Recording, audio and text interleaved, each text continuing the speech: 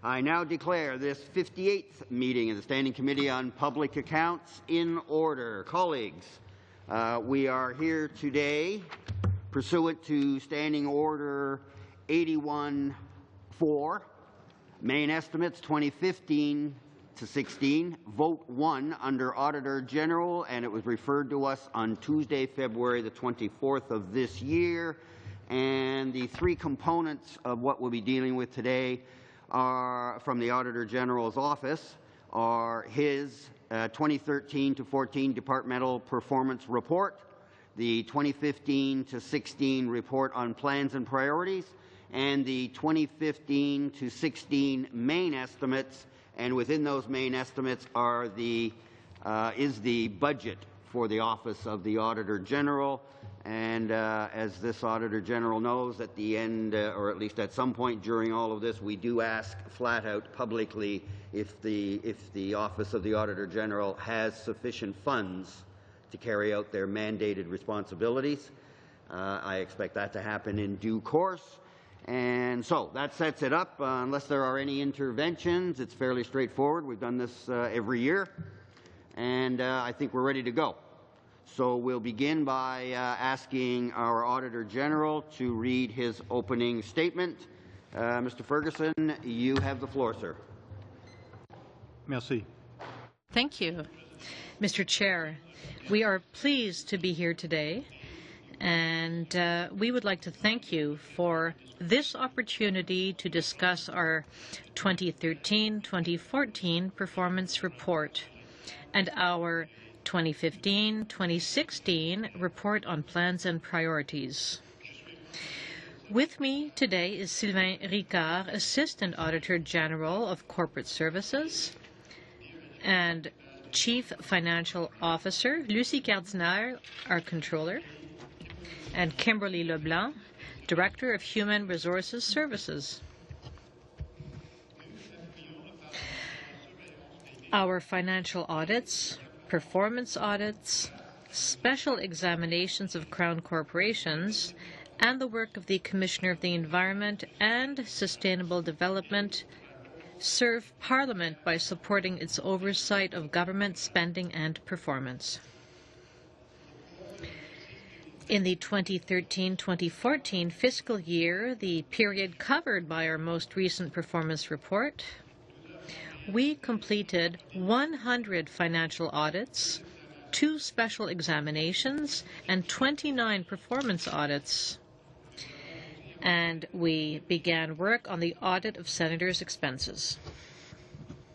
In accordance with Canadian auditing standards and Canadian standards on quality control.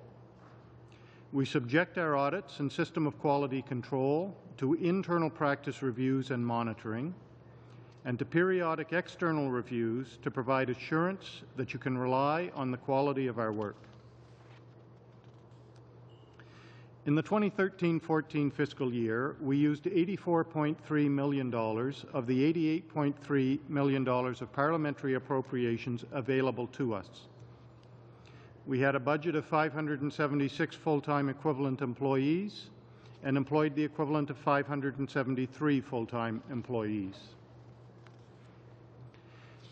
Ces ressources nous ont permis. With these resources, we completed all planned audit work except for one performance audit on workforce adjustment measures, which was cancelled. In addition, we completed a previously unplanned performance audit, a follow-up on child and family services in Nunavut. Our 2013-2014 performance report contains a number of indicators of the impact of our work and measures of our operational performance. The tables containing our targets and actual performance results are attached to this statement as Appendix A.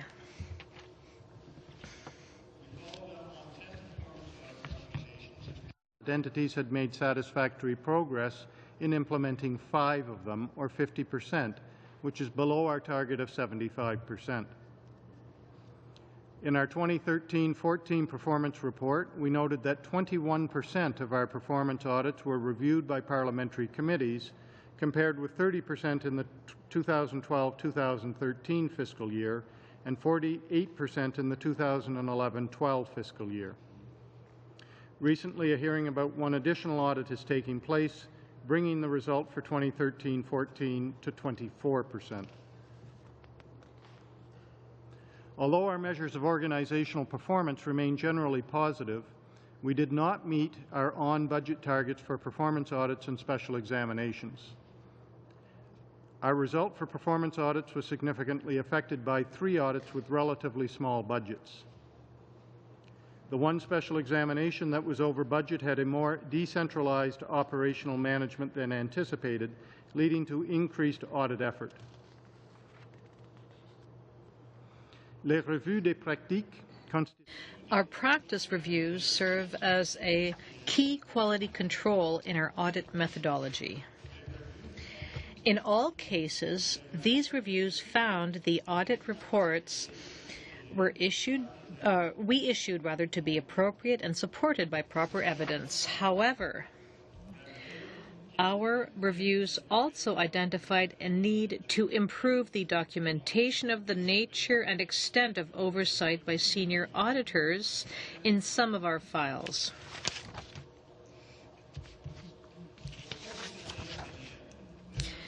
Looking forward, we are always seeking opportunities to improve our products and operations. In the 2015-2016 fiscal year, we will continue activities to maximize the value of our audits and will seek further efficiencies in our audit processes. We will focus most of our improvement efforts on the following 3 priorities. Senior management roles and responsibilities for our audits. This implementation will lead to more streamlined decision-making and ensure that decision-making can occur at the most appropriate level in the organization. We will also be completing a review of the office's governance framework to allow us to implement one better suited to support the new roles and responsibilities and our operational needs. Second, in support of the new roles and responsibilities, we will be updating our professional development and official languages plans. Updating our professional development plan will ensure that we provide our staff with the training and development opportunities they need to meet their new responsibilities.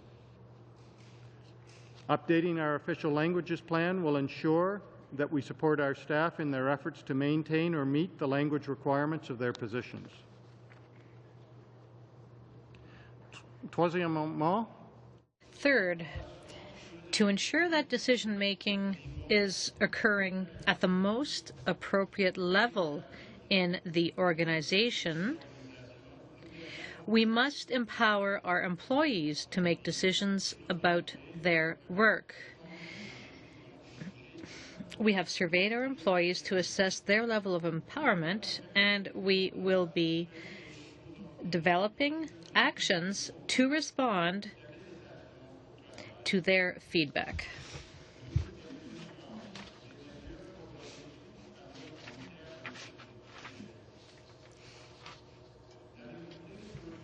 Strategic plan and objectives. We are well into our review of the related performance indicators that we will use to manage the office and to report to you on our performance. Many of the indicators remain unchanged, although we have added some important new ones in the areas of our independence, financial management, audit selection, internal service standards, and development and management of our people. Tables containing our renewed performance measures have been attached to this statement as Appendix B. For the 2015-16 fiscal year, we're requesting parliamentary appropriations of $78.3 million in our main estimates. Our planned number of full-time equivalent employees is 557. With these resources, we expect to complete more than 95 financial audits, 21 performance audits, and 5 special examinations, and to report on our audit of senators' expenses.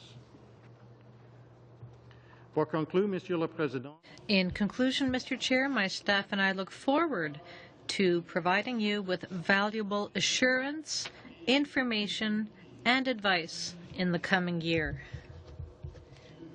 We thank you for your ongoing support of our work. Thank you, Mr. Chair. We would be pleased to answer any questions members might have. Thank you, Mr. Auditor General, and proof positive that in a democracy all is transparent and accountable. And here you are today in your role, usually helping to hold others accountable and making sure they're transparent. Today's the day that we look at the Office of the Auditor General in that same light. So thank you very much for your presentation, and we'll begin the rotation in the usual fashion, kicking things off with Mr. Albus. You have the floor, sir. Thank you, Mr. Chair, and thank you, the Auditor General and your staff. I appreciate all the work you do for Canadians. In regards to your budget, Auditor General, you said in your opening statements that $78.3 million is what you're asking through this vote. Where would the majority of that money be going to in your organization? There are, I guess, different ways to break down how our budget is allocated. Certainly, about half of our total effort goes towards performance audits, and the other half goes towards our financial statement audits. Within that, we have an organization or a group as well, our performance or our professional practices group that supports both our financial and performance audit groups. So there are different ways of looking at it. You can look at it from the point of view of about 50% of our effort goes towards performance audits and 50% of our efforts goes towards financial audits. Or you can break out some of the administrative and methodology support for the office as well. But overall, I think it's sort of about 50-50 in terms of the two main products that we're known for. Great, thank you. In your opening comments on page 3, on paragraph 12, you talk about some implementations to changes to senior management rules. Could you please go into a little bit more in depth as to what changes that you've implemented and what that might mean? Certainly. And this is, I guess, really about a few things. It's about looking at ways to be more efficient. It's about looking at, as I said, one of our strategic priorities is about empowerment. Making sure that the decision-making authority within the organization is done at the level of people with the skill and the experience to make those decisions. So, we are moving to a model where we expect the principals, the group in our office that are referred to as principals, that they are very much responsible for delivering the audits.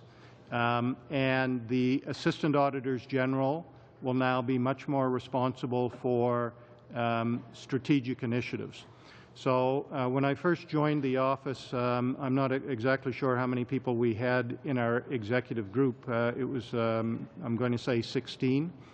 Our goal is to move that to 9, to make our Assistant Auditors General more strategic oriented about sort of what the office should be doing, how we provide value and that sort of thing, and make it the responsibility of the principals to actually deliver the product that we deliver. So it's very much about trying to just align all of those roles and responsibilities where they should be within the organization. Oh, good. Speaking on the paragraph 13, you also speak about training and development and also official language training. Could you maybe just touch upon that and what that will mean for the organization?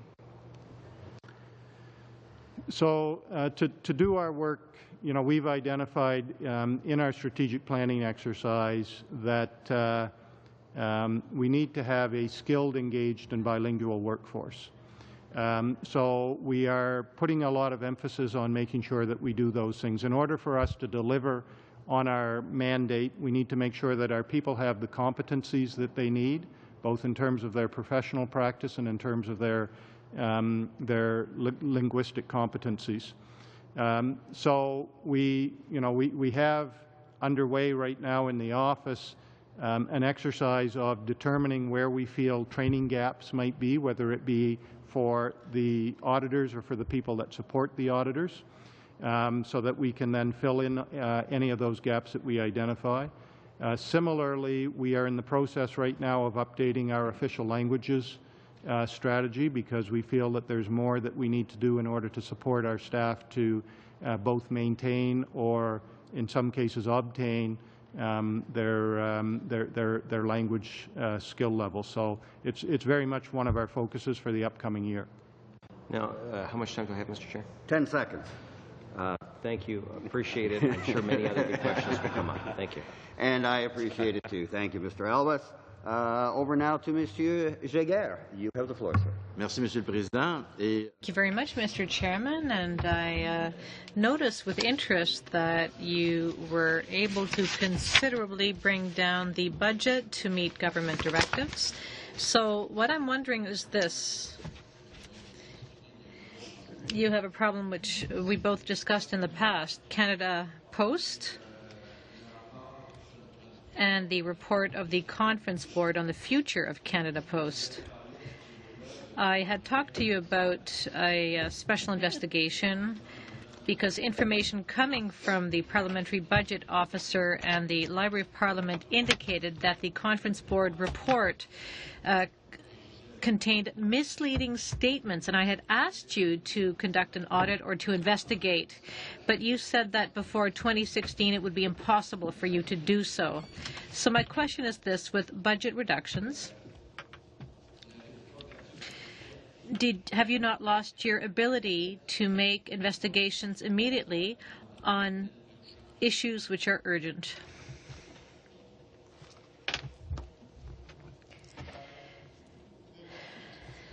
I think the way that I would answer that is fundamentally in terms of the audits that we've done, we always plan out 3 years worth of audits.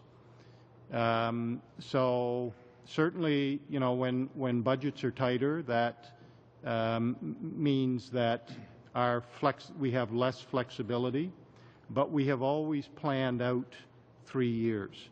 So the result is we've always tried to make sure that all of our staff are assigned to audits that are coming up. And in that process, we have to let the entities that we are auditing know that we are going to do an audit on them. So we've never really had a lot of flexibility in terms of being able to change those plans midstream. So certainly, you know, when you have, when budgets are tighter, there's less flexibility. But we've always been in a process of trying to plan out, so we've never been able, or we've never made it a practice of changing things a lot midstream, because we want to make sure that our auditors know what they're working on. They can do that pre-planning, and we also need to inform the organizations that we're auditing that we're going to be coming in and doing an audit on them so that they can be prepared to receive our auditors when they come on site. Et c'est excellent à ce niveau-là, mais ne serait-ce que... That's excellent as far as that is concerned, but the fact remains that the Senate and Canada Post would perhaps have required more freedom or flexibility on your part, but as you said, you've lost part of that flexibility. But regardless of any issue that might arise, would it not be a good thing for you to be even more flexible so as to react to any important issue that suddenly arises and which would involve the management of the monies of the government? You know, I think sort of having a budget with flexibility would obviously be ideal, a budget where we could have more flexibility to respond. I think, though, remembering that that flexibility is not just, you know, flexibility that would have to be on our part. It would have to be flexibility that exists within the organizations that we would be doing the audit of. So, you know, if there was an immediate need to do an audit on something, you know, again, the organization that we are going to do that audit on would have to be prepared and ready to have our auditors come in and do that. You know, being ready for an audit is something that takes some preparation and takes some time and planning on the part of the entity that is being audited as well. So certainly having a larger budget would give us more flexibility, would let us cover a wider range of topics. But always remembering that we're never totally in control of, you know, exactly when we do an audit, you know, because it does take some planning both on our part and on the part of the organization that we are auditing. 10 seconds. You're in the same boat as Dans le Mr. cas du Albert. Sénat, vous avez fait... In the case of the Senate, you nevertheless reacted very quickly. Again, when it came to the Senate, it seems that you were able to react extremely quickly. So there are situations where we are able to do that. In the case of the Senate audit, while it's a large audit in terms of time and transactions, it's a fairly simple audit in terms of what we are auditing, because we are auditing expense claims, payments, that type of thing. So from that point of view, it's a simple audit. It's not sort of the complexity that might be involved in bigger audits. It's just an audit that takes time and effort because of the number of transactions involved. Very good. Thank you. Time has expired, and now over to Vice Chair Carmichael. You have the floor, sir. Thank you, Mr. Chair. And Auditor General, reading your report on planning highlights by product line, you have a section on strategic outcome and expected results. And it opens with the long-term strategic outcome of the Office of the Auditor General is to contribute to better managed government programs, better accountability to Parliament through legislative auditing. And I think clearly we would all agree that you've accomplished that, and obviously to continuously improve on that would be, I'm sure, something that is at the root of everything you do each day. In your short-term and medium-term objectives, though, I noticed, for example, both short-term and long-term talk to engaging Parliament and territorial legislators and federal and territorial organizations in the audit process. And on the medium term, you talk about in holding government to account. And I think for those of us who had the privilege of attending last summer's conference on auditing and the procedures across the country, we work towards that as with our colleagues provincially and territorially, and I think that works very significantly to help benefit us in our jobs. In the medium term, though, you talk to ensuring that the public is well informed about our work, and I wonder if you wouldn't mind just talking to us a little bit about that and how you might hope to make that a reality. How do you intend to make that happen? Okay, I'm sorry, I'm just trying to find. 11, yeah. Okay, and the question again was?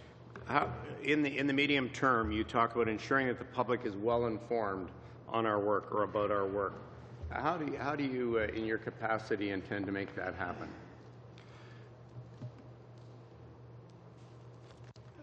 Okay, so in terms of making sure that people are well informed about our work, I mean, that's all about us, having strategies to make sure that our reports are accessible.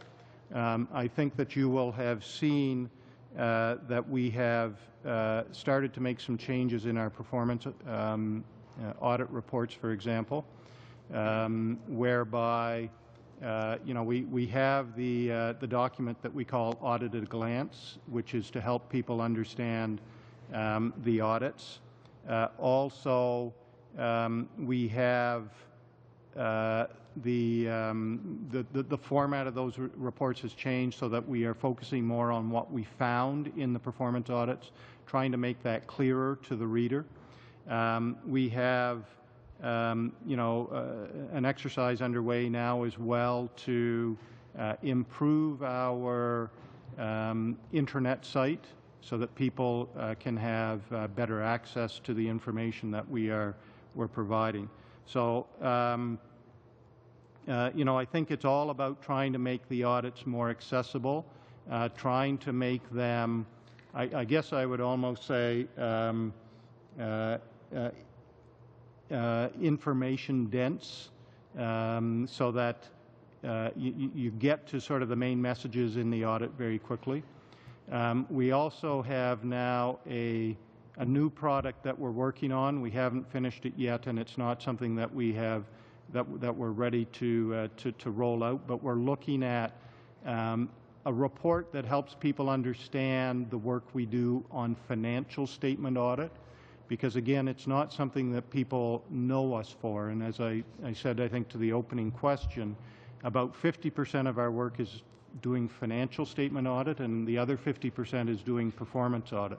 Of course, everybody knows us for the performance audits because we have hearings on them, and they get that type of attention.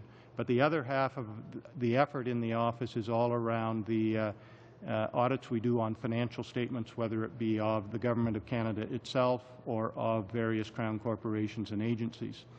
But we don't really have a way yet of communicating to Parliament exactly, other than the opinion on a set of financial statements, we don't have a way of communicating results of that practice as a whole. So we're trying to come up with a way of doing that so that we can inform Parliament better about that 50% of our effort. What's my time? 10 seconds again. 10 seconds. Thank you. I'll be back. There we go. Thank you. Following the Albus standard. Okay.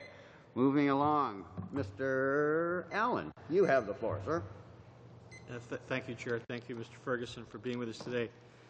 In your comments, in your opening remarks, at bullet 8, it's a performance report, which is not really, in a sense, auditing your department, it seems, but somewhat auditing this committee, albeit welcome as it may be. The difficulty I have with it isn't the fact that it's factual, the fact that it is factual.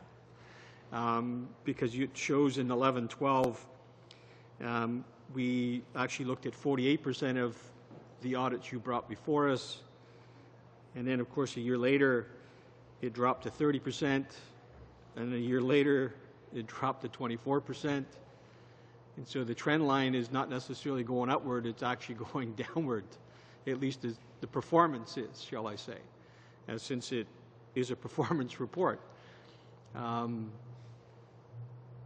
don't know, sir, if you want to comment on that or not, or how you would, not necessarily on us specifically as a group, because that would be unfair to ask you to do that.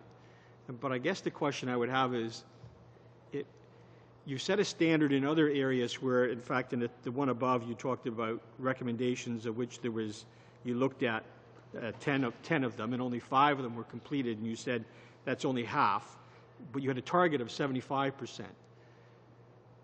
Do you have an internal target that you'd like to see this committee actually study a certain number of reports? You're not asking us, and I'm not asking you to tell us which ones you think we should do, albeit I think we've tried to do that from time to time. But internally, does the department say, it would be nice if the committee got to, I know you would like us to look at them all. I think that would be obvious. You'd like us to look at them all. They're that important. But time constraints don't let us do them all. So you have an internal number, sir, that you'd really sort of as a target that you would like to see us work towards? I'm just double checking exactly how we have stated that in our report. So we'll find that for sure to see what we've stated exactly on that in terms of a target. But I think fundamentally we have noticed that it has gone, as you said, from the 48% to the 30% to the 24%. The target is that the percentage of performance audits to be studied by parliamentary committees, 65%. Knowing again that that's not something that we are totally in control of. So we present the audits. Certainly, as I go back further, just looking at the schedule I have in front of me, which was not something that was given to the committee, but if I go back to 2008-9, it was at 57%. In 2009-10, 68%. 2010-11, 62%. Then 48%, 30%, and 24%. And we had established a target, I think, a few years ago when it was back in that 50 to 60% range, and we established it at 65%. So it's concerning, I guess, for us, trying to understand whether, does that mean that we are producing reports that are of less interest to parliamentary committees? Does it mean that we are producing more reports than the committees can handle? So there are a number of things like that, questions like that raises. And I think that's simply the reason why we put that in our opening statement is, just to remind the committee of the percentage of reports that are getting a hearing, and then that the committee can take that as information, for its own deliberation. You gonna tell me 10 45? seconds? No, you got 45. Oh, my goodness. And I appreciate the standard that, or at least what you'd like us to see is that, which is an internal performance number of 65%. It seems to me we're striking out at less than half over the last couple of years, which I don't think you'd give if you were actually doing a performance rating of us, you wouldn't give us a very good grade on that, it seems. Might be followed with a recommendation. It would say something, and again, sir, I recognize you're not going to do this, and nor would you dare to, but I can quite happily say I think the recommendation would be you ought to do more. And I think the committee ought to say what the departments usually always say to you, sir, which is agreed, we ought to do more. Even at 48, we were below the standard. And I do remember being at 60%, because I was here then, albeit filling in for my friend who was the chair, who was down at the other end at one point in time. And I've been here the entire time, and so I think we need to find a way to get to the standard, it seems, which is 65%. So I thank you for bringing that to our attention as a committee. I think we're probably 10 seconds or less. You're at least done. Let's call it that. Back over to Mr. Hayes. You have the floor, sir. Thank you, Mr. Chair. Mr. Auditor General, because we as a committee might not study one of your reports, does that make it, and the hard work of your staff, does that make the report any less valid? Well, in terms of the report, presenting the report to the departments, presenting the recommendations to the departments, getting the department's response and action plan, of course, all of that happens. Our job, however, is to report to Parliament. So we do present the reports to Parliament. Obviously, when I do present, for example, the recent spring report, we do have a hearing, and there's an opportunity there for the committee to ask questions about every one of the audits that have been put in place. But that's not the same as the opportunity to have a hearing, a full hearing on a report, and including departmental representation at the hearing. So there is still a lot of value, obviously, in the audits that we do, even without a hearing. But I think sort of we maximize our value from those audits by fulfilling that part of our role, which is to report to Parliament and to help Parliament understand through committees the significance of what we have found, and give Parliament the opportunity to hear from the departments that we have audited about their perspective on those audits. So I think there's more value from the audits when we have a hearing. As a committee and as parliamentarians, we rely on your absolute objectivity and nonpartisanship. And I notice within your planning and priorities, one of your strategic objectives is, in fact, to be independent, objective, and nonpartisan. That being said, when Mr. Jaguar questioned you today, he actually, I understand, asked you to conduct an audit. And I think that audit was on the wheat board. And you informed him that you wouldn't even be able to do that till 2016. I really need to understand, and I've asked this before, the criteria you choose in determining an audit, and how transparent is that criteria, and is there a weighting scale? Is this criteria in writing somewhere so that as we as parliamentarians can really clearly understand what it is you look at, how you weight it, and to have again a better sense of the non-partisanship, because again that's imperative to us as parliamentarians. The work that the member asked us to do was relative to Canada Post, and our response was that we have a special examination of Canada Post scheduled as per normal, and we will be able to start that work sometime later in 2016. So it fit within our normal process. We have a requirement under the Financial Administration Act to do a special examination of the Crown corporations once every 10 years.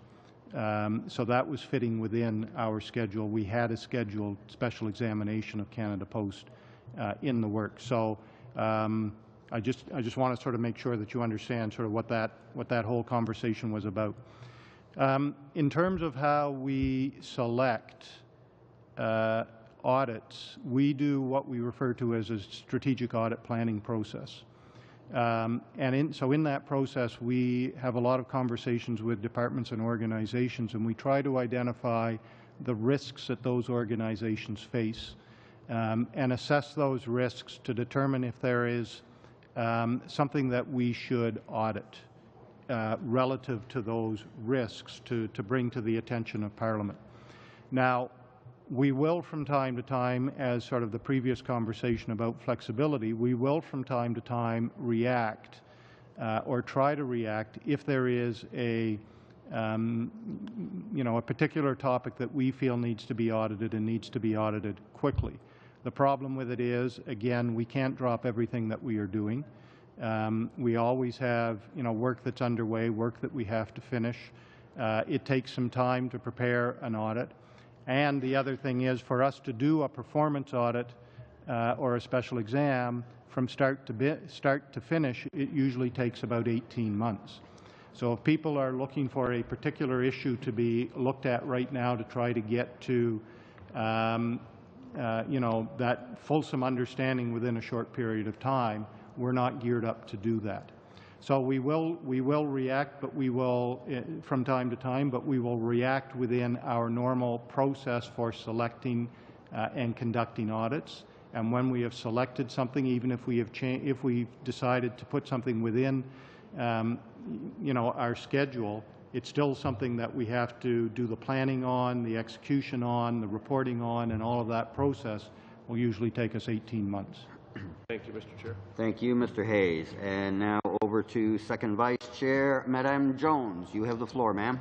Thank you, Mr. Chairman, and thank you, Auditor General, for your presentation. My question is regarding the number of performance audits that are being conducted each year, and we're seeing that the number of audits are going down each year. They're going to go down again this year, and I'd like to ask why that is. There are a few reasons for that. The first ones being this, for the coming year, 15-16, we have 5 special exams scheduled, whereas in the other year we're reporting on 13-14, we had 2 special exams. So special examinations are things that we are required to do under the Financial Administration Act. We're required to do them of Crown corporations, as I said, at least once every 10 years. So we have a schedule of when we are doing those special exams, and sometimes we have to do more of them in a given year, and when we have to do that, it means we have to do fewer performance audits. Again, remembering that all of our financial audits and all of our special examinations are legislated. We are required to do them. We're required to do them in the case of the financial audits every year, and in the case of the special examinations over that 10-year rotation period.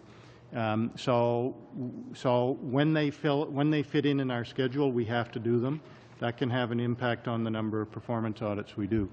The other thing that is impacting the performance audits is the audit of the Senator's expenses. That work has ended up being taking more time than we originally anticipated that it would. So it has had a bit of an impact as well. By the time you put those things together, we were at 21.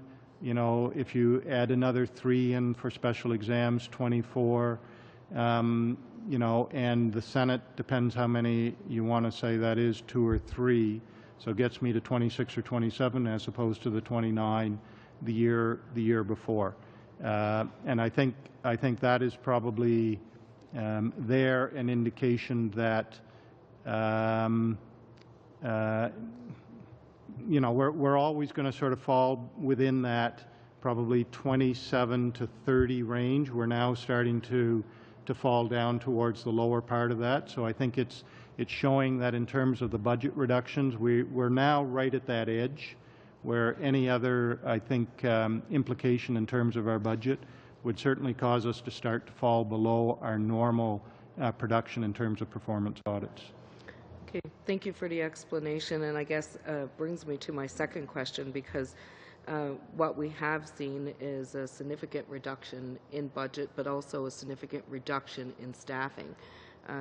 Between 2011 and 2016, I think the calculation we have here is we've seen a staff reduction of about 88 employees. What impact has this had on the Office of the Auditor General, and will there be an impact going forward on the number of audits or the performance of the office based on those reductions? I think one of the ways that the budget reduction and the staff reduction was achieved was a couple of years ago, I don't remember the exact year that it happened, we put forward for approval the right to have legislation amended to not require us to do some financial statement audits. I've forgotten the exact number. I think it was probably 19 financial audits. That legislation was changed, meaning we did not have to continue to do those financial audits. In some cases, they were small organizations that perhaps that didn't really need a financial audit. In other cases, they were organizations that had the wherewithal to get that audit from somewhere else, to pay for that audit, to have an external firm come in and do that audit. So we reduced some of our financial audit. The other thing that we did was, you know, we made some fairly significant reductions in terms of some of our support services. I don't have sort of all of the details of that. You know, in fact, many of those decisions were made before I joined the office. But you know, we made some significant reductions also in our support services. As I said, we have recently been going through a process of rationalizing the senior management in the office. It was 16 people at the executive table a few years ago. We're now going down to 9. So making sure that we have the right number of people in those senior management positions has been another part of our strategy. But as I think I mentioned earlier, I believe right now we are we're right at the level that I think any other reduction or any other requirement for us to fund something from within is going to start to have an impact on what we produce and start to bring us below our historical levels of production. Okay. Thank you. I'm sorry, ma'am, time has expired. Moving over now to Mr. Aspen. You have the floor, sir. Thank you, Chair, and welcome, Mr. Ferguson, and to your officials. For the 2015-16 fiscal year, your office, in fact, identified 3 strategic objectives as priority areas for improvement. Could you tell me how you determine which areas require improvement? The first, maybe where I'll start, and this is on page 6 on the report on plans and priorities for 2015-16. We have there the list of all of our strategic objectives. So in the office, we went through a strategic planning exercise using a balanced scorecard approach. So we looked at the office from the point of view of how our customers view us, you know, how the financial perspective of what we do, the internal perspective, and the learning and growth perspective. So we looked at our organization from, you know, through various different lenses. And through that exercise, we identified, as I said, a number of strategic objectives. I believe in total there are 12 strategic objectives. But obviously, we can't work on improving all 12 of those strategic objectives every year. We have to prioritize what it is that we're going to work on in any given year. So for 15-16, we identified 3 priorities, and that was really an exercise, again, of getting input through the organization and having our executive group meet to determine where we felt we needed to make the most improvement. And it was, again, things like we needed to reduce and make more efficient the senior management layers of the organization. We needed to make sure that we were letting people with the capabilities, skills, and experience to make decisions, let them make those decisions. We need to empower those people. So we needed to put a focus on how we govern, how we empower people, and then we also needed to put priority on making sure that our people were receiving the training they needed and were getting the support they needed to obtain or maintain the language skills that they should have for their positions. Okay, so and how do you plan on making progress on these particular areas? We have a process within the office, whereby we're tracking these strategic objectives. We've identified a number of different initiatives under each of those strategic objectives that needs to be put in place. For example, the third one in terms of developing and maintaining a skilled, engaged, and bilingual workforce. We are in the process of finalizing our new official languages strategy. We have a gap analysis exercise underway to determine where there might be some gaps in the training that we offer to our staff. So we have a number of initiatives underway on each of these. We have an overall project management group that is following our progress on each of them, make sure, for each of the activities that we've laid out, the date that we expect to have it completed, and follow whether we are on track to do that and report that to the Executive Committee. So we've identified the activities related to the strategies, and then we have essentially a project management approach to make sure that we're delivering on those activities. So it's essentially an ongoing process with follow-up and this type of thing. It's very much an ongoing process, and as I said, overall we have 12 strategic areas. We have identified for 15-16 that 3 of those will be priorities, and I expect, as we move forward into additional years, others of them will become our priorities as we make progress on the 3 that we have identified. But it's very much an exercise of identifying all the activities we need to do under each of those priorities, and then making sure we're making progress on them. Thank you. Sorry, time has expired. You're right on the button. Thank you. Over back to, actually, Monsieur Giguère. You have the floor, sir. Merci, Monsieur le Président. Thank you, Mr. Chairman. And from the outset, I would just like to come back to what Mr. Hayes said, who asked a very relevant question. When I said I had spoken with the Auditor General, it was not in a partisan manner, and I think the Auditor General can confirm this. He can speak with any MP requesting to speak with him. In my case, I had a document which showed this document, the report by the Conference Board of Canada, contained misleading statements, and therefore asked the most appropriate person to help me with the report, and the Auditor General helped me as he would have helped any other MP. So I don't think I exceeded the scope of my mandate. Now, with regard to point 7, you said you followed up on 10 recommendations, and only 5 had been followed up on, whereas your objective was 75%. We have the quantity, but we don't know what the most important issues involved were. Were the easiest issues followed up on? And how do you explain this lack of follow-up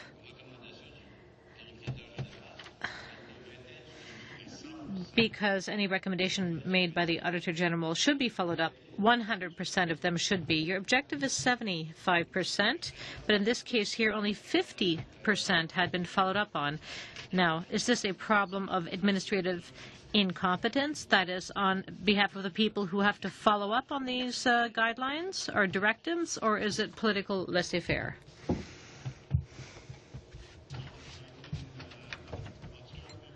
The details of the recommendations, if that's helpful. The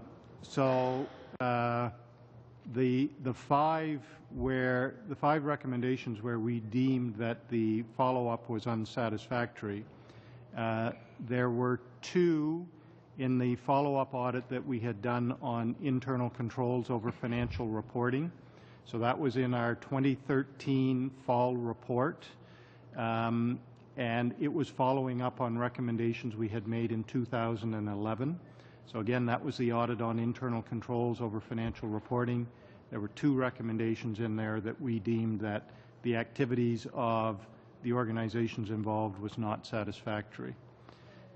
In the same report, the 2013 fall report, there was a chapter on preventing illegal entry into Canada. In that, we followed up on one recommendation that we made in an audit that we had done in 2007, and we deemed that was to be unsatisfactory, and that was a recommendation to CBSA about improving their results of monitoring the lookouts that they put on at the border. Also, in the 2013 fall report of the Commissioner of the Environment and Sustainable Development, there was a follow-up on two recommendations that had been made, that we had made in 2005 related to the ecological integrity in national parks. So, again, these would all be recommendations that were contained in audits and audit reports that we had presented to Parliament. What we do is sometimes we do a complete follow-up. So we look at all of the recommendations we had made in the past, and we do a complete follow-up and say whether the progress was satisfactory or not satisfactory. Sometimes what we do is we do an audit in a similar area, so we may pick one recommendation from the past. So, again, when we do those audits, we're doing them at a point in time where we expect that the organization would have had enough time to put in place the actions they said they were going to put in place. But in this case, it was only 50% of them, and we deem that to be unsatisfactory, and we report that assessment to Parliament.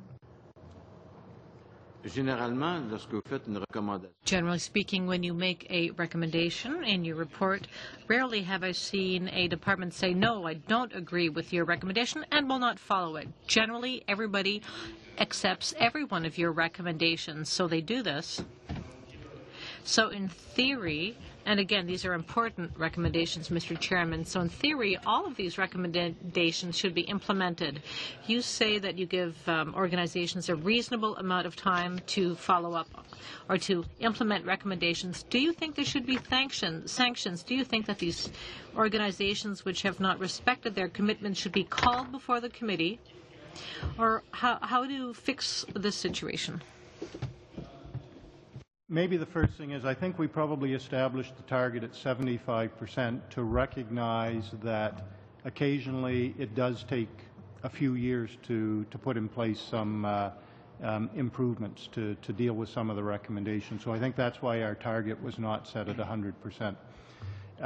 But certainly, given that we have taken that into consideration, setting the 75%, we do expect that departments would meet that. Again, departments do agree with our recommendations, but that's why it's important for us to do this type of follow-up work, because it's easy for them to agree. It's easy for them to say they're going to do something, but then there has to be a way of making sure that they're actually doing it. So I think it is something that the committee should very much take into consideration when choosing the audits to have a hearing on, is if in that audit there have been we have done a follow-up that has said the progress has been unsatisfactory in terms of what departments have done to meet that. I think that's a very important consideration that this committee should take into account when they're deciding which individual audits to have a hearing on. Very good. Thank you. Time has expired. Over to Mr. Falk. You have the floor now, sir. Thank you, Mr. Chair, and thank you, Mr. Auditor General, and your officials for attending here today. In your opening statement, point number 2, you indicated you completed 29 performance audits in the year 13-14. Can you also give me the number of performance audits you completed for years 12-13 and 11-12? I'm just trying to see if I have that information.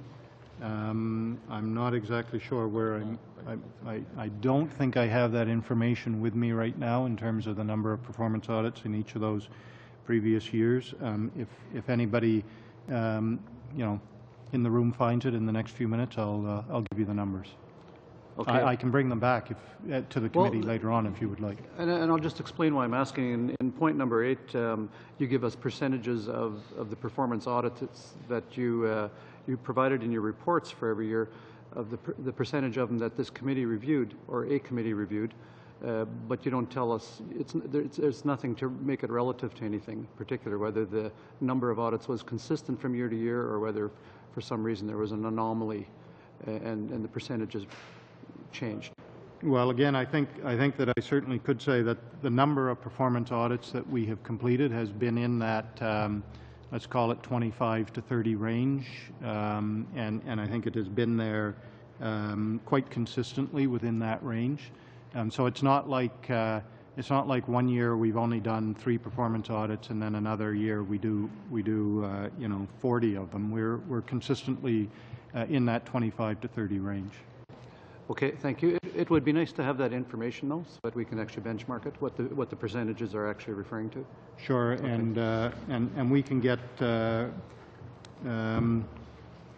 we can get all of that total in terms of the number of audits. We'll go back a couple of years on that. Is that what you're asking for? Well, your point number 8 suggests that the committees aren't doing as much work from year to progressively less work. And I'd just like to confirm that with the actual data. Okay, so what I will provide, going back probably to 2010-11. Well, your statement refers to 11-12 and 12-13. Okay, so 11-12 and 12-13.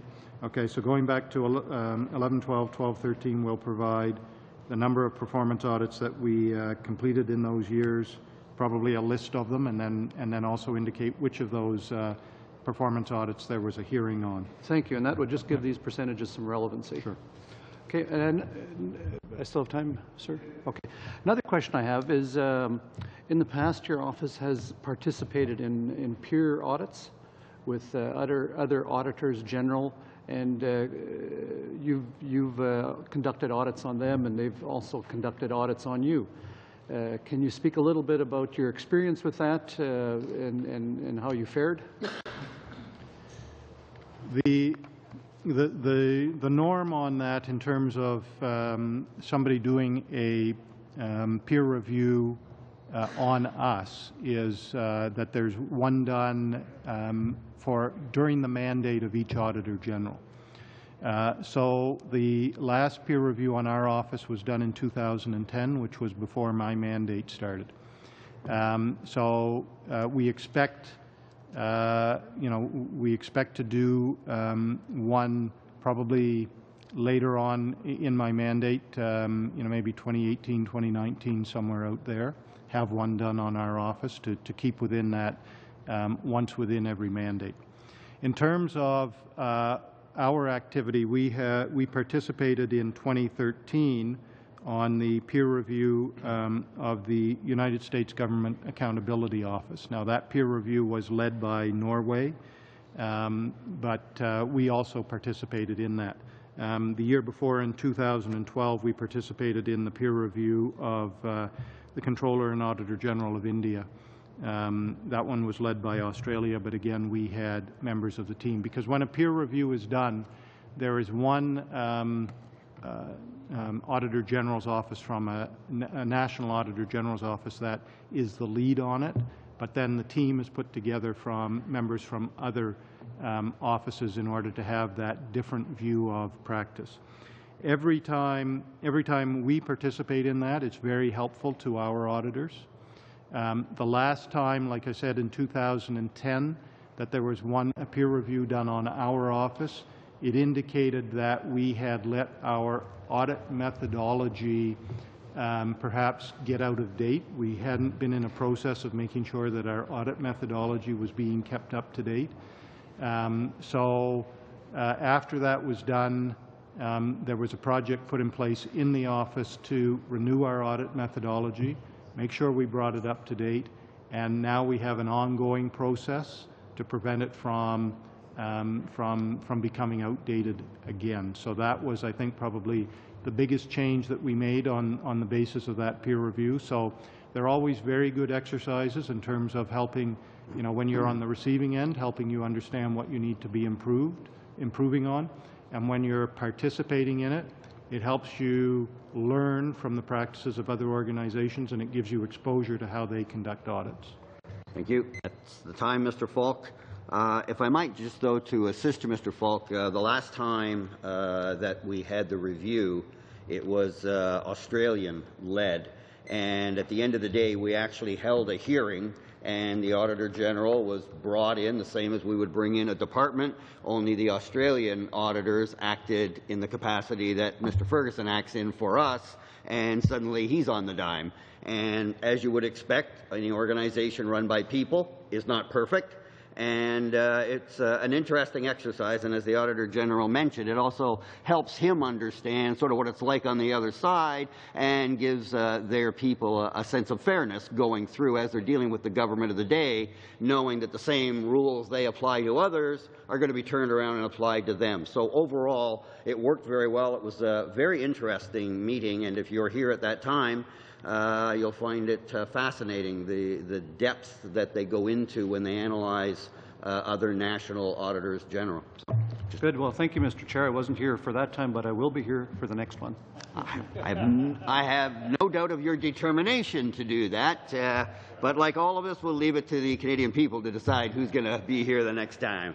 But moving on, back to Madame Jones. You have the floor again, ma'am. Yeah, I'm good, thank you.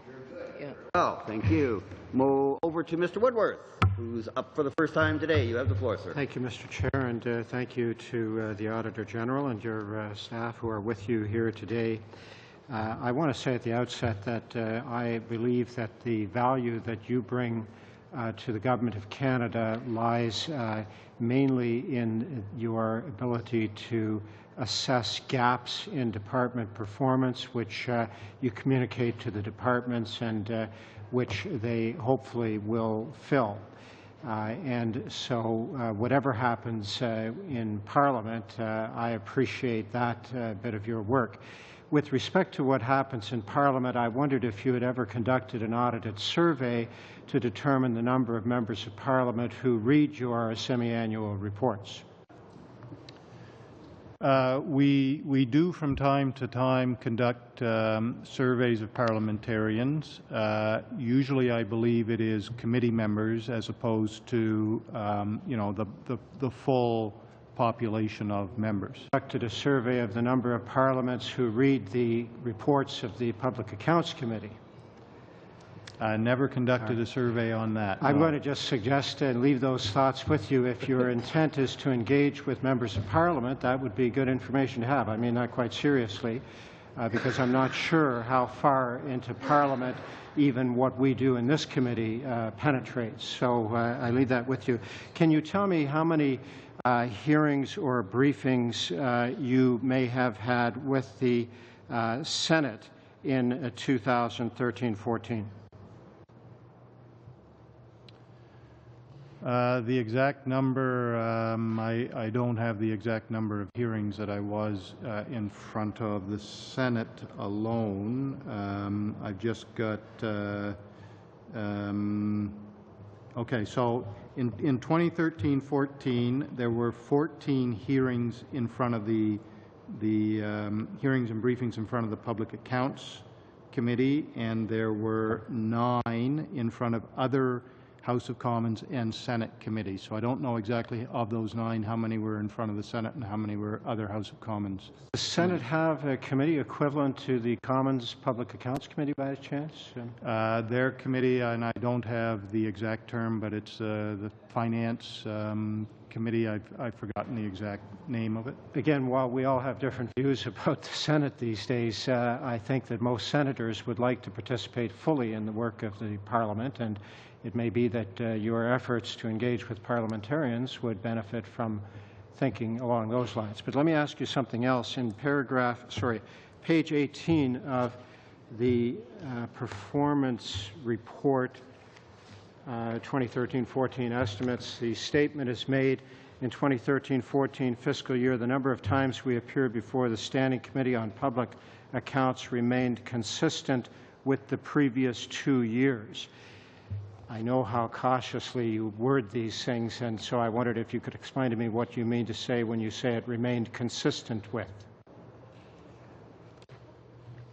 That would just that would just be essentially that the number of times that we appeared before this committee, while it wasn't exactly the same, was sort of close enough to say that those hearings continue to be at the same level. So with respect to the Public Accounts Committee, then it's been at the same level for 3 years at least.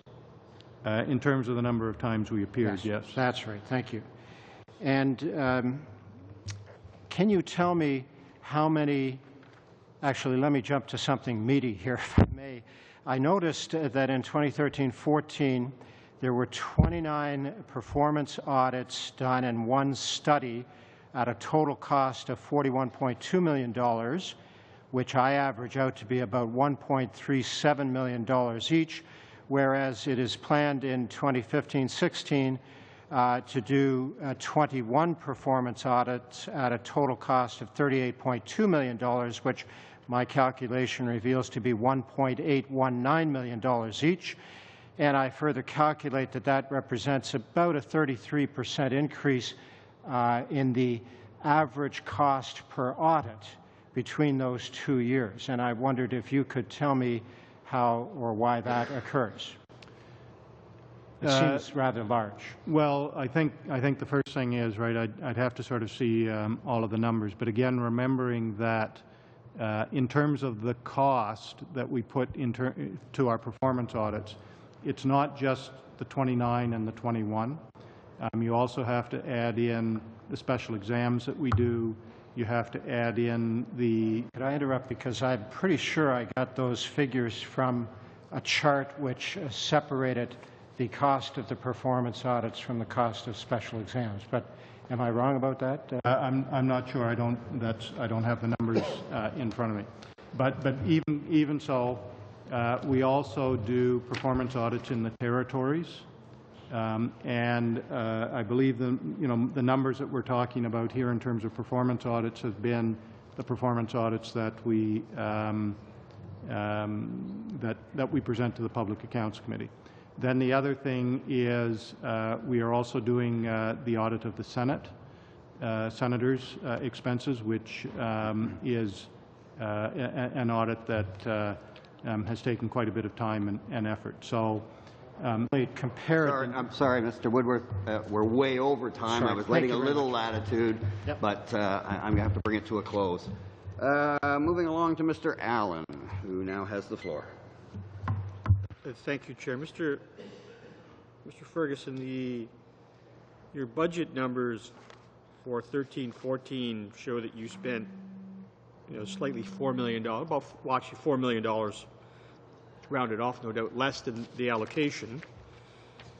And yet the appropriations for 15-16 is 78.3, which is actually $10 million less than before, so it's, I don't know, somewhere around 13% or something less of the total budget than before. So even notwithstanding the fact that you actually only spent 84, the allocation of 78 still makes it 6 less. So is there a reason for why you believe you can work inside of that budget allocation, or is it going to make things slightly more difficult, or do you think everything should be able to be the things that you're planned out? Because you did say earlier you have the department plans out a 3-year window of things it wants to do. Based on those appropriations, do you feel that the 3-year window doesn't have to be adjusted, and you can actually go forward with what the plan would be in place? So the first thing I want to do in response to that is to make sure that we are looking at numbers that are comparable, because the problem with all of these numbers is there are adjustments and that type of thing. So I just want to make sure that we're dealing with sort of apples to apples comparison. For 15-16, the main estimates amount is $78.3 million, as you mentioned. The comparable number in 13-14 in the main estimates was the $84.3 million. So again, that's the $6 million reduction. You know, if you compare the 78 to the 88.3, those aren't apples to apples comparisons, and it would take a while to sort of go through and make that. But the relevant number is the 84 to 78. And so maybe I'm also just going to use this opportunity to sort of address your question and sort of what the chair indicated at the beginning of the meeting, which is sort of the question about whether we have enough to do our mandate. And I think it's important to remember sort of what it is that we are asked to do. So we have a statutory responsibility to do financial audits. We have a statutory responsibility to do special exams. And in both cases, it's not just that we have a statutory responsibility to do those, but the organizations that we have to do them on are identified in statute as well. So when we're putting together sort of our budget, of course, we have to dedicate the first part of our budget towards those things. Everything else that is left over is what we have to put towards performance audit. We have a statutory responsibility to do performance audit, but there's nothing in that statutory mandate that says how many. So again, my answer to those types of questions is we're now still at a level where we are able to produce within that historical range of the number of performance audits that we have produced. But I think any reduction from here, any requirement to absorb any additional costs will start to get us below that traditional amount of performance audits. So we can continue to do performance audits as our mandate requires, but we're at the point where any reduction will cause us to produce fewer performance audits than we historically have. Thanks for the explanation. I appreciate, as I would have expected, the apples-to-apples comparison. But I still have a question in my head about this issue of the recommendations in the performance audits, where you looked at 10, 5 were done. Is there any mechanism for your department to follow up in the sense of the 5 that aren't done? I mean, I recognize you don't have a mandate to say, you better go do this, even though you've agreed as a department. I recognize you don't have that authority. But is there any way to ensure that things get done? Because one of the complaints we see quite often when reports come here, for those of us who've been here long enough, sometimes we see a report come back from a similar department about a similar case with the same recommendation that we saw maybe 4 years ago. And of course, they've agreed 4 years ago, and now they're agreeing again. Is there anything inside your organization or statute that allows you to do that, or report to Parliament or to us in a way that says, okay, they've said they should do something. Now, we get a report mechanism as well. I'm not denying that, but is there anything that you see that could be helpful in that regard? We, in a lot of ways, we sort of, I'm going to say, tie ourselves up on that, right? Because for us to come back and report, we have to go back and get audit level of assurance. So it means we have to go back and do an audit again. Now, one message that has been very helpful to us coming from this committee is the message to departments that you don't want to be coming back to the Public Accounts Committee talking about recommendations you said you were going to fix in the past. We have, I think, repeated that message to departments fairly often over the last couple of years. So having that reiterated to departments, reiterate to them from this committee the fact that it's expected that they will follow up on, that they'll meet their commitments, that they will bring forward action plans. Those things, having a very clear message from this committee, is very helpful to us as we go about the work on follow-ups. That's time. Thank you. And over now to Mr. Carmichael, and my notes say that you're going to be sharing your time with Mr. Woodworth, correct? That is my hope, Chair. Very well. You have the floor. And the sharing part is up to you. Go ahead. Indeed, I hope to. Auditor General, I followed your explanation on so many issues this afternoon, and I understand the downsizing of the organization to right-sizing it, which is the way I kind of relate from my past business experience. Just curious on when you talked about the lead times that are required. Clearly for Crown corporations, for ministries, you need to have the time to prepare and get ready for that audit. And I think you stated 18 months was the kind of the timeline that you work with that makes the greatest sense. With regards to the Senate report, the Senate work you're doing now, what was your lead time on that? Was it in the same time frame, or was it more immediate? When I refer to the 18 months, I'm referring really from the point in time that we have decided we're going to do an audit and we start the actual planning of that audit until the time we report on it. So as opposed to, our planning going out where we're saying, okay, in next year we're going to do an audit on this, and in 2 years' time we'll do an audit on that. The 18 months is very much about how long it takes us to execute an audit from, okay, we have started, we're starting the planning, we go through the planning phase, we get to the execution phase, and then we get into the reporting phase. In terms of the audit of senators' expenses that is underway right now, we originally were estimating that we would be operating under that similar time frame. It has turned out, as I said last week, our plan is to provide that report to the Speaker of the Senate the first week of June. So that will have been about a 2-year time frame, a 24-month time frame from the point in time we started until we'll deliver the report. So, question for you on when I look at the budget of $78.3 million for 2015-16, when do you actually bill the cost of an audit? Is it billed on delivery of a report, or is it amortized over the course of the life that you put into that exercise? Well, of course, for the audits that we do, our funding comes from the main estimates. So whenever we're reporting on how much it costs in terms of how much we spend on financial audits or how much we spend on performance audits, it's a cost accounting exercise as opposed to an invoicing exercise.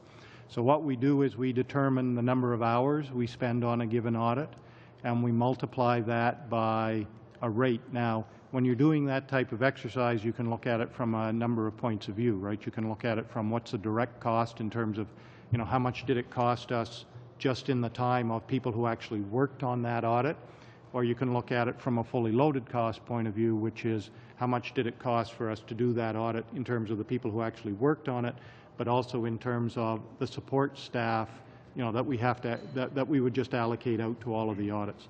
So what we do is we don't bill out for the audits.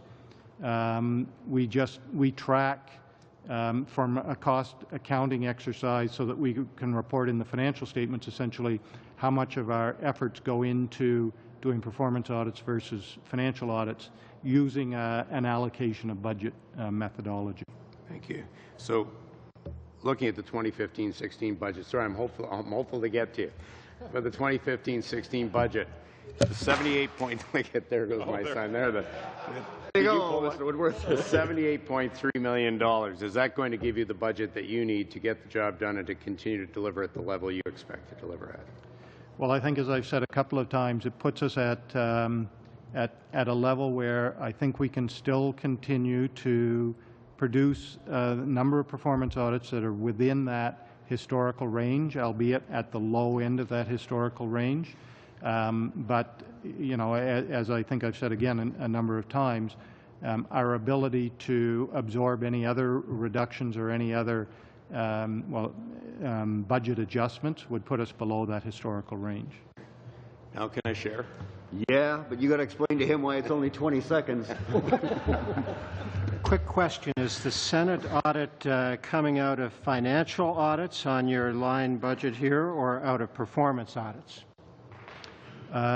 It will essentially, I believe, come out of both, because we are using both performance auditors and financial auditors on that exercise. I'll have to stop there. I assume my 20 seconds are up. But if they're not, how much is the Senate audit taking out of your 2015-16 budget? Boy, there's no flies on you, is there? Okay. Go ahead, Auditor General. As I've said a number of times, it's, once we have presented that report, we will put together the full cost estimate in terms of, you know, how much did we spend on contractors, how much did we put towards direct cost of staff, fully loaded, all of that. We'll make all of that information available on our website at the moment that we present that report. Thank you. Probably natural justice, if you will.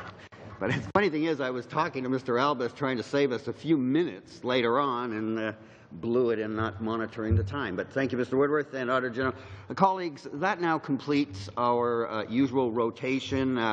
I've done some quiet consultation. My sense is the committee is satisfied that we have thoroughly drilled down here on what we need to do today.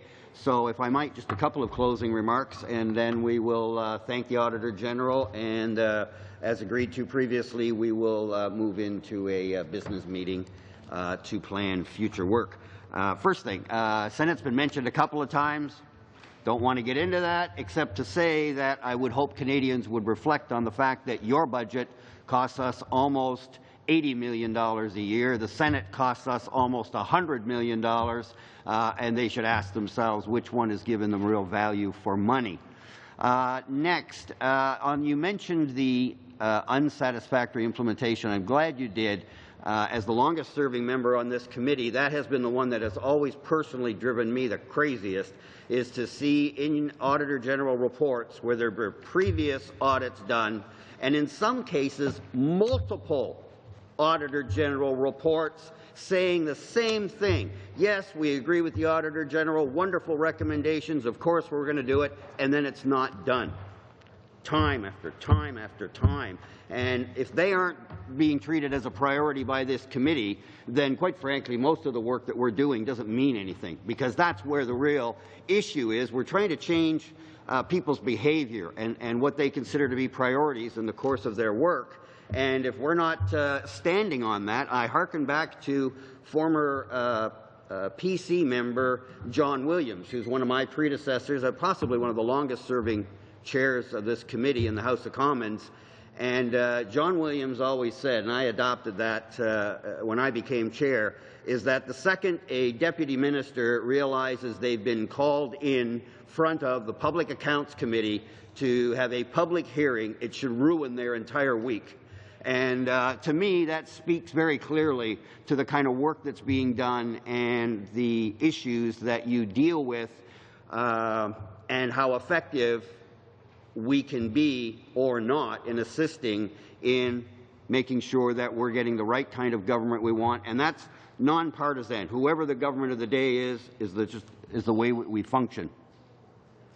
Also, a serious matter now, it's been a number of years, you've been mentioning that the targets for public hearings are not being met, and while that isn't everything, it's a crucial part. I was glad to hear you explain the added benefit of having a public hearing on top of your reports.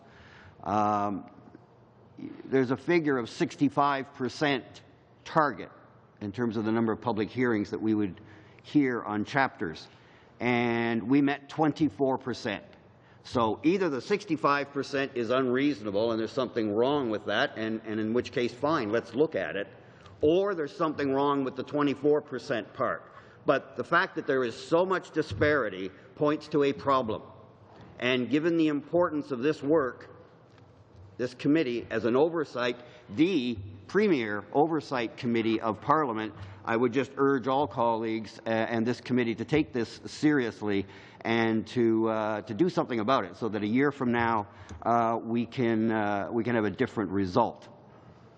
And the last thing I wanted to say is that my experience in doing quite a number now of international election observation missions is that in a parliamentary democracy, the first thing that people need and see in terms of democracy is a free and fair election that reflects the political will of the people that are voting. That's the absolute priority. And I've been in countries when there were elections where that wasn't the case.